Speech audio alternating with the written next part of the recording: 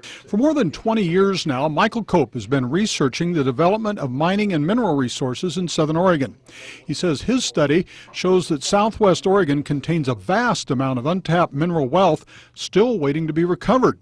During the Depression, many people with no jobs but with time on their hands often turned to mining to keep food on the table.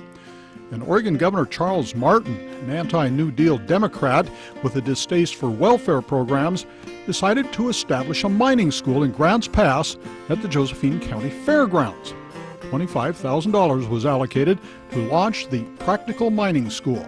The money was spent to create this school, to educate people, to, according to the articles, to make beans and bread to survive during this time.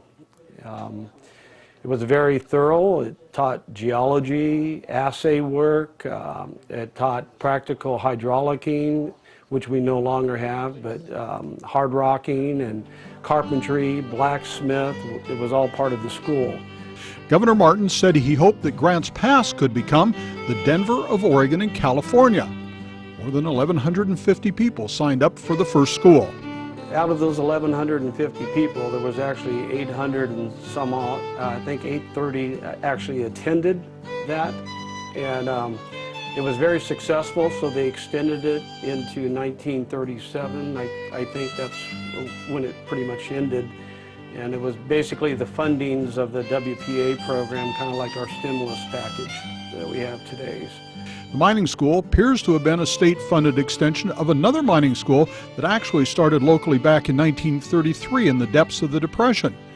Now, once these novice miners had the basics of geology and other skills needed, they were encouraged to head out into the hills to seek their fortune. To help them, the state offered a $50 grub stake, seed money, to get the projects going. It was all tied to the formation of the State Department of Geology and Mineral Industries, commonly known as DOGAMI.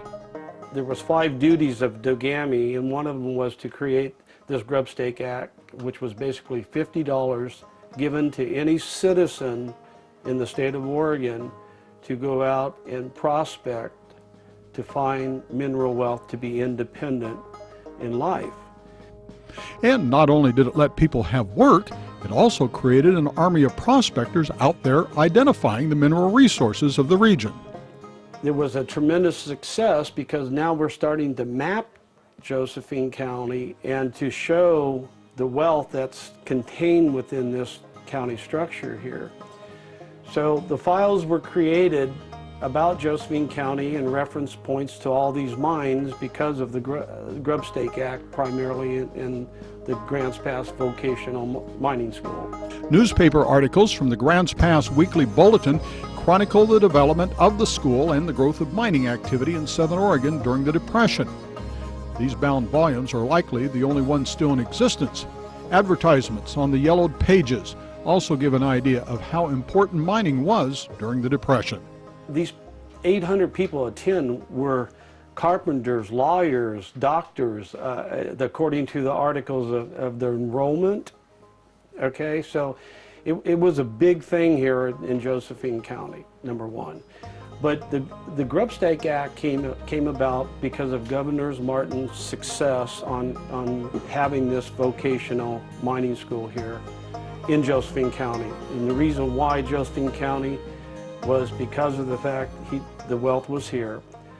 Equipment like this stamp mill were used by some of the mines around our area, at least some of the larger mines back during the Depression.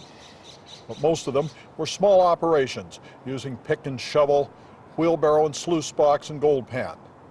Most of those mines closed up following the beginning of World War II, and many of them are still closed, holding who knows how much treasure still under the ground. In Gold Hill, Ron Brown, Newswatch 12.